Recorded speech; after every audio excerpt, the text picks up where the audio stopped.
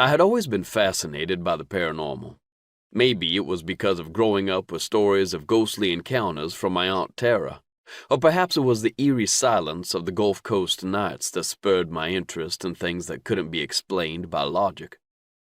As part of the Gulf Coast paranormal team, I'd been lucky enough to have had the opportunity to explore many such stories. The latest one, however, hit closer to home than any other, and that was saying something. I'd seen a lot in my slightly less than 30 years. Mike, a close friend and owner of the local microbrewery, Mutt's, had called me up out of the blue. We hadn't been hanging out much recently. I mean, who has time between being a family man, reliable employee, and paranormal investigator? The brewmaster sounded desperate over the phone, the cheer and joviality that were such integral parts of his personality missing.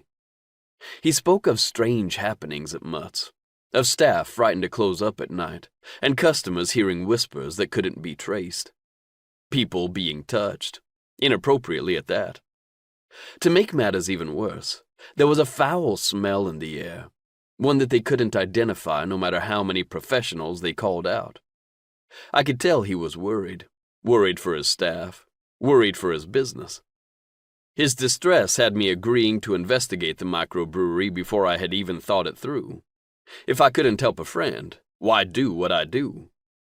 As Sierra, my wife and favorite team member, and I drove through the quiet streets of downtown Mobile, Alabama, the sky started to darken and clouds gathered, preparing for an impending storm. We needed the rain.